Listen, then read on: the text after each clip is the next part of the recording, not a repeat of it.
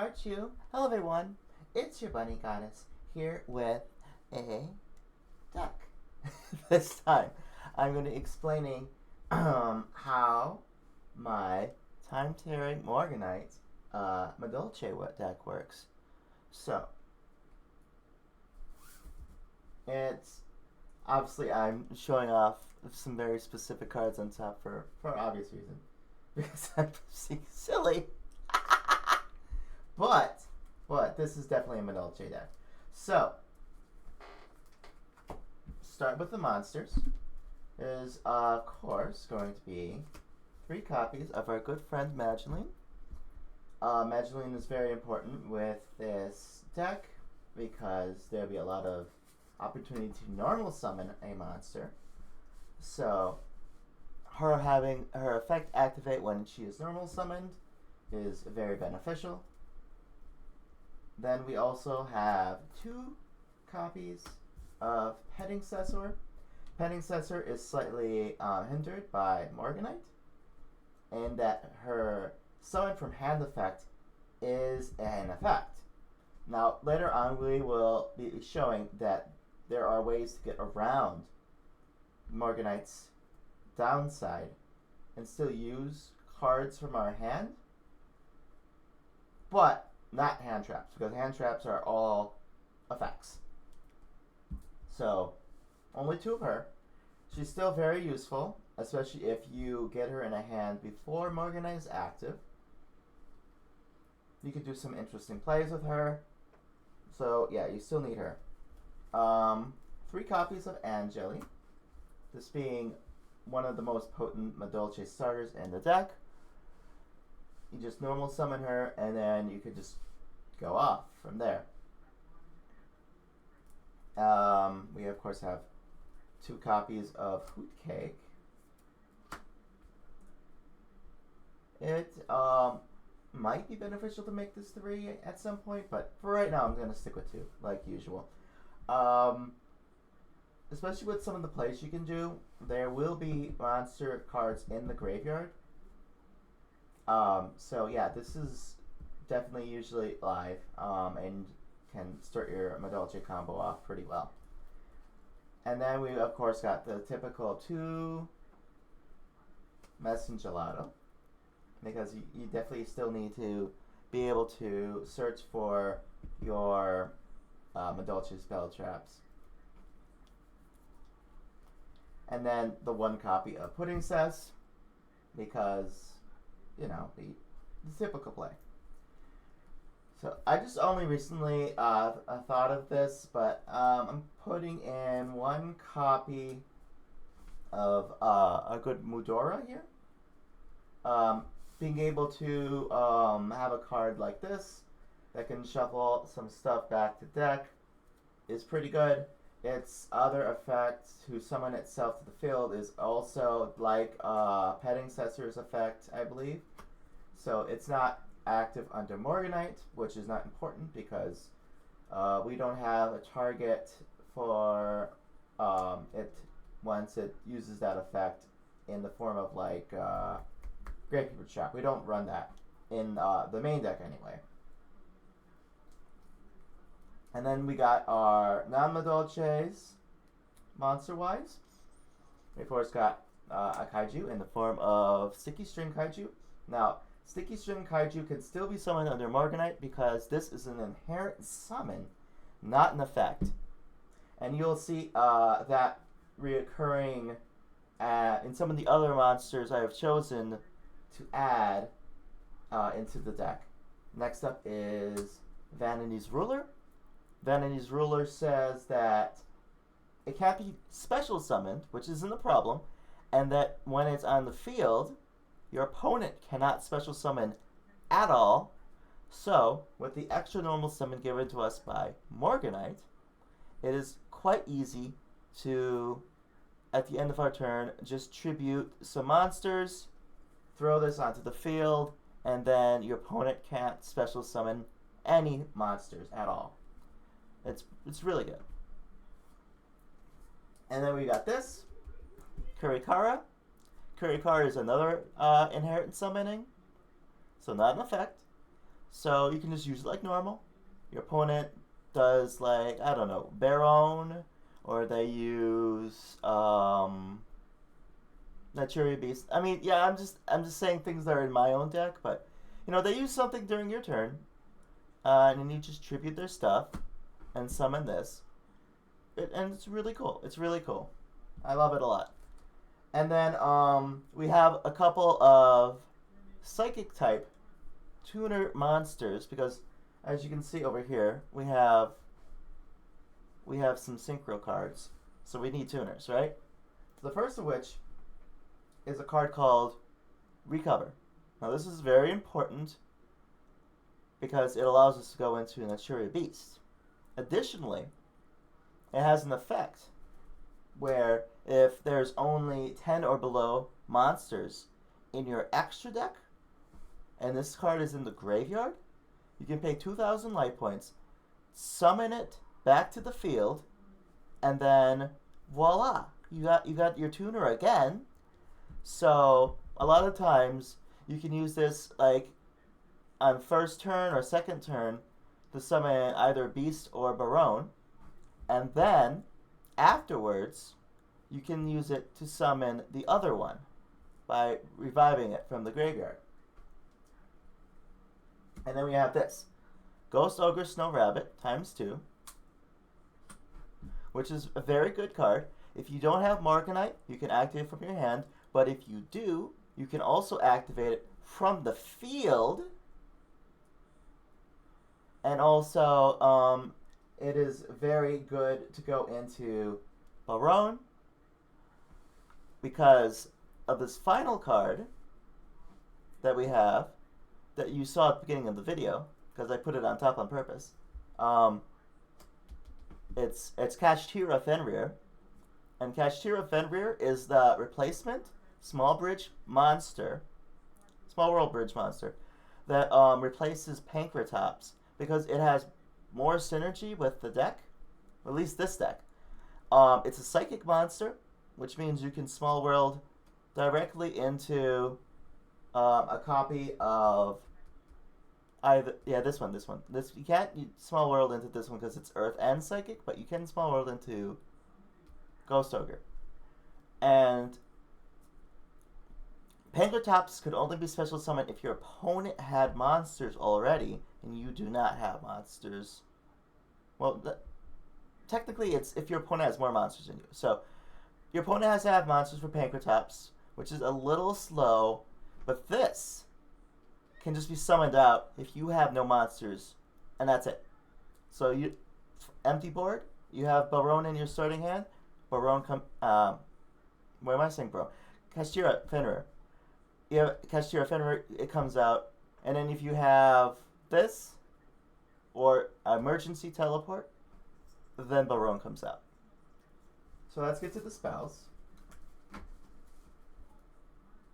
Some of these cards got flipped upside down. Okay, spell cards. Okay.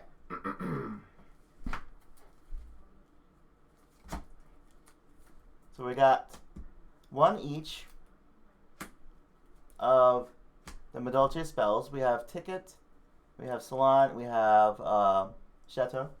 And these are pretty standard for a madolche deck.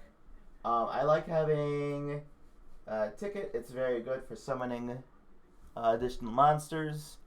And then the other two are just pretty standard. Especially Salon. Salon works really good in this deck because with Morganite, you get 2 normal summons per turn. And then Salon says you get an additional normal summon of a madolche monster. So, in any given turn where you have Morganite and Salon, you can summon normally 3 times. That's a lot of times. So, you can do a lot of fun shenanigans with that. Additionally, we run 3 copies of Time Tearing Morganite. It's just a really cool card. And the entire heart of this deck. You don't need it for this deck to go off, but it makes things really go vroom. It's very good.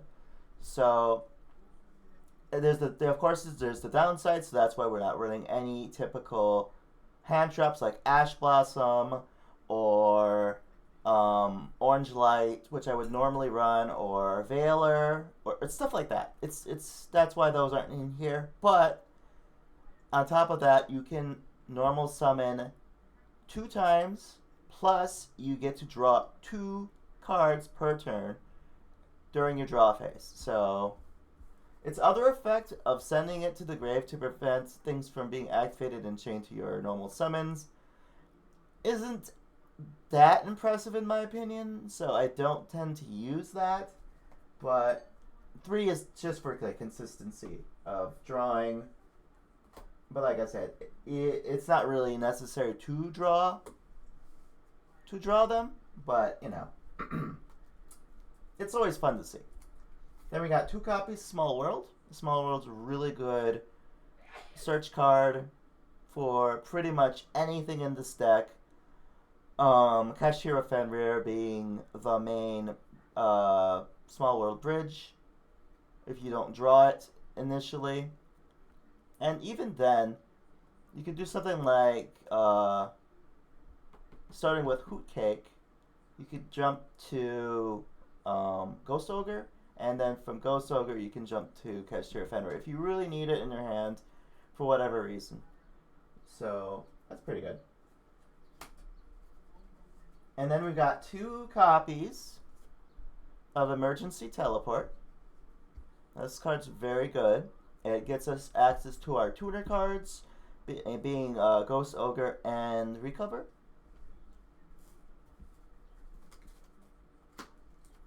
And then we have 2 copies of Forbidden Droplet, which is a very nice negate card, especially with Morganite active and getting 2 cards per turn, plus like all the typical madolche shenanigans of recursion and just building up your hand and field. You should have plenty of things to offer up to just negate your opponent's board. We have 1 Called By and 1 Foolish Burial, which could be very helpful because with Madolche Teacher and the Field Out, any monster in the graveyard can then be added to your hand. So you can use this to get access to like any monster card in your entire deck, basically. Or if you just want to dump the Mudora for effect, or if you need a monster in graveyard for Hoot Cake to activate. Next up is our traps. Now, since we don't have hand traps, we need some additional support in the form of 3 copies of Infinite Imperm. Like especially on the first turn, if you get some Imperms and your opponent's going first, you can just negate their stuff that they activate on the field and hopefully slow them down long enough that they don't put anything too big out. And then, of course, we've got 2 copies of Promenade, which is an Omni-Negate Madolche card, which is very good. It's a very good card. And then that just leaves the extra deck. So we've got 2 copies of our Madolche boss monster, Tiramisu. Like one of the best monsters, in my opinion, to be made. This effect is still relevant because it is a non-targeting, non-destruction effect. It basically is a soft once per turn, which is amazing. You can spin 2 of your opponent's cards back to the deck, and yeah, like there's not a lot of cards that specifically counter that kind of shenanigan, which is amazing. I love it. And then we have 2 copies Teacher. Teacher is a very standard Madolche card to use. Her effect to bring back cards from the graveyard, and her effect to protect other Madolche monsters. are both really good. So, of course, I'm going to be using that. Then we have 2 copies chocolate. Chocolate is a good part of the standard madolche combo, and additionally, you can just overlay it onto any level 4 to just with the chateau is out to get a 3,000 point beater, and usually you'll end on exactly 8,000 points, and then just hit them for game, and yeah. And then we got, for the non-madolche XC cards, we have 1 copy of Baguska, 1 copy Zeus, which can be easily overlaid over a chocolate to get like 4 materials on it. It's very good.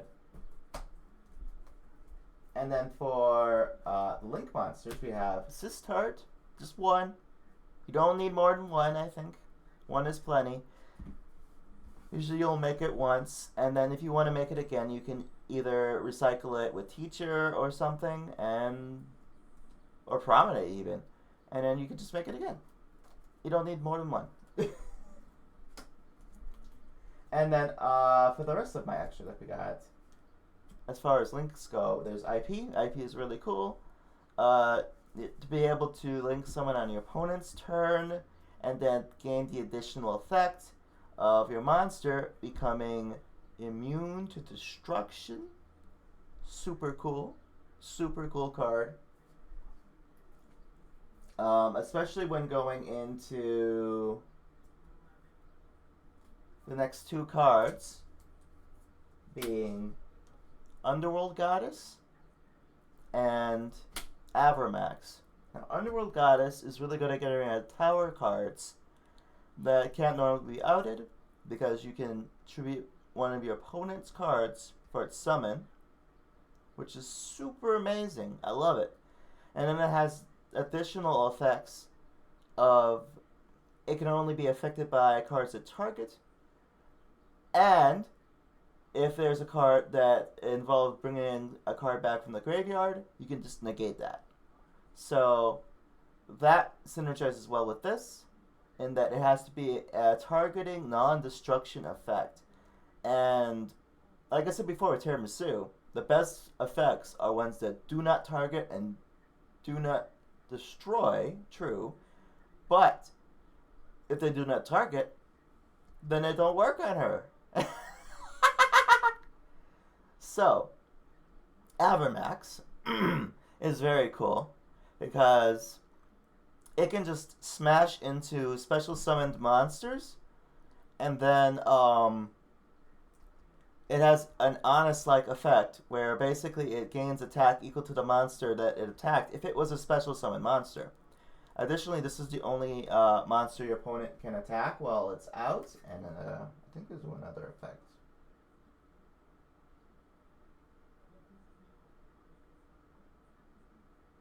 But they cannot target this card with the card. Yeah, they can't target this card with card effects. So we have 1 card that can't be targeted and 1 card that can only be targeted. So that's pretty cool. So they'll have to use their specific cards in very specific ways, I guess, to get to out this sort of thing. And then we got Appaloosa. Appaloosa is just, you know, a decent monster negate. It's pretty cool. And then, of course, our final 2 cards are Synchros, Baronne de Fleur, and Naturia Beast. Really cool cards. Very, very powerful. Especially Beast. Just being able, if you're running like Runic or any other spell-based deck, and then your opponent throws this down, I don't know. It might be over for you at that point. Because I could just negate spells for days with this thing. And then this, just, you know, the negate, the once per turn I can pop a card effects. Just being able to, if you want to, tag it out for any low level monster. I think it's level 9 and below that it can summon. Really nice. So I'm gonna show some combo potential. So let's see.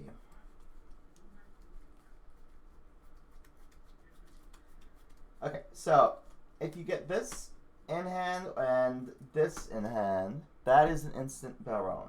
But even better would be if you got that plus teleport.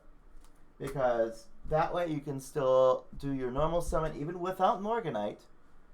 Because you could do these two, summon Baron, and then summon... Hopefully you'll have either Hoot Cake or Angeli in hand, and you can go off afterwards. Another interesting starting combo involves recover and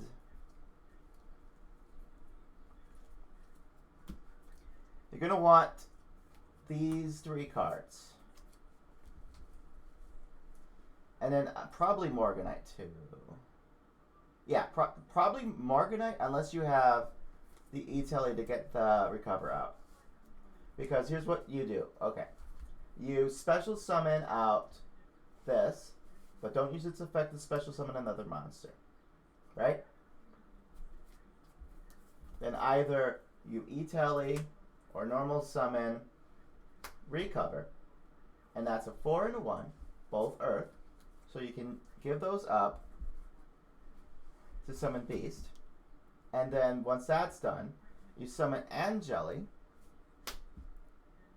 with either morganite, or if it was with this, then you just normal summon it normally, and then you just go off from there summoning one of these, and then you use its effect to special summon another monster at that point, and you can just keep going from there with this on board. And then this will be in your graveyard, and then at the end of your standard madolche combo, there will be 10 cards left in extra deck. So on your next turn, you can easily summon Baron also. You only need 3 specific cards, and it's very easy to do because you will have some monsters in the graveyard at this point, probably. But here's what you will need. You will need this, and that's it. You either summon or have this on field, and then use its effect to banish a different card besides recover from the graveyard, and then summon out where is she? Ah, here you are. Summon out one of these. And then you bring this back, and that's 5, 6, 7, 8. Wait, hold on. Oh yeah, I forgot one thing. You also need a level 4. So it's 9, 10. That's right. You need these. Right, whatever. But it's a good way to get the one you don't have out, be it this one or this one, is with this. So that's what I meant. Something like that. Let's shuffle these all together, and I'll do a show of a sample hand real quick, and then that should do the video.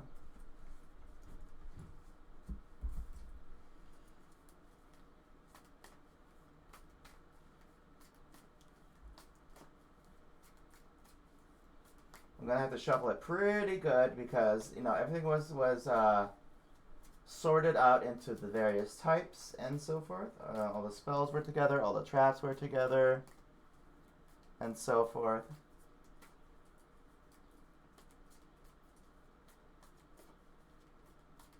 Okay. And do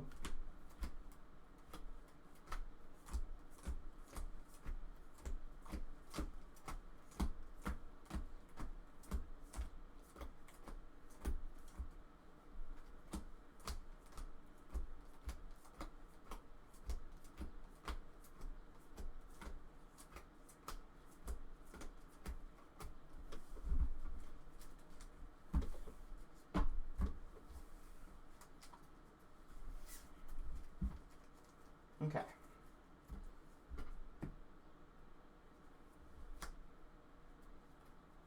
Oh no, that's not good. 3, 4,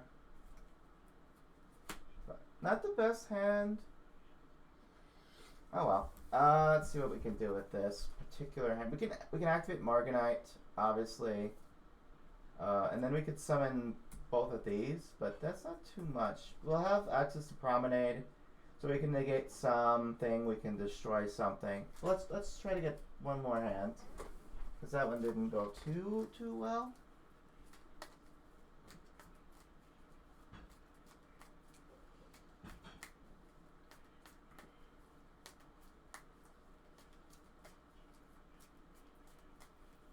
There we go. Okay. There we go. Ah.